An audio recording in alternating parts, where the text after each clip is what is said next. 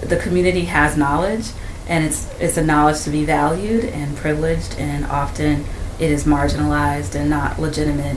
And I hope that the work that I do just offers a platform, and I hope that I can document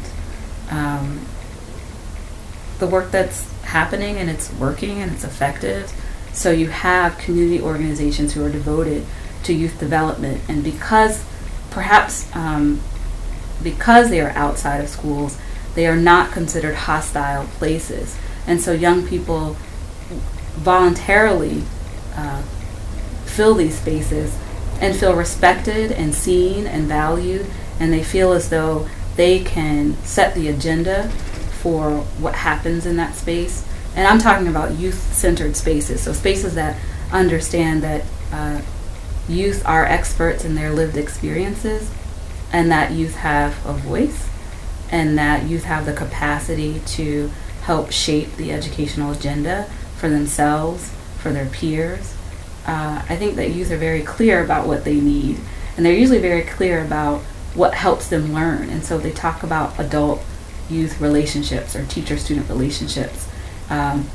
They may not articulate it in theoretical terms, but they could talk about trusting relationships and caring teachers, and they could talk about feeling respected, and they could talk about not constantly being stopped for what they're not doing or what they need to do better.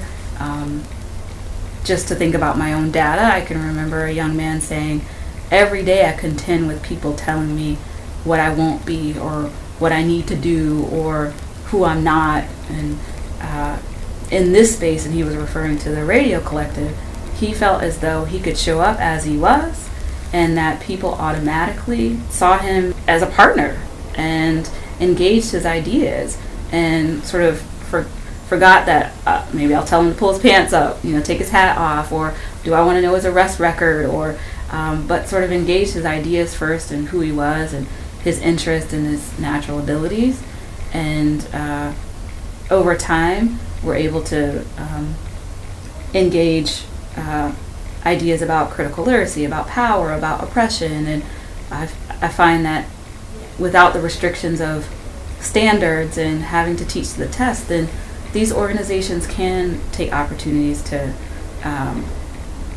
again, I'll use the radio collective. They're really intentional about politicizing young people. So I think young people also see that inside schools, learning is often decontextualized. So it's not, what does this have to do with my real life, right? So young people are trying to figure out why does this matter, and what, I got to go home to my neighborhood, what is this, what are we learning that's going to help me change my circumstance now, And I find that community organizations are getting that young people need to know how they can, move if they're in a community that's a violent one, and maybe they need space to talk about that look, when I go home, I need to, I have to put on this mug because maybe I'm trying to navigate and negotiate my space.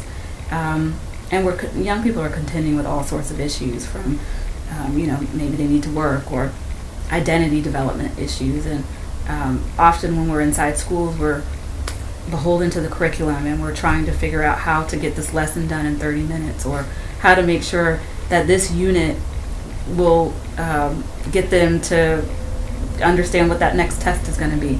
And in this high stakes testing era, we're constantly teaching to the test. And so civic engagement, critical thinking, politics beyond the classroom are often left out. And I find that young people want to be engaged in real life issues. They want to talk about what happened after school. They want to talk about what's happening in the hallway. They want to talk about what's happening outside, or at least be heard.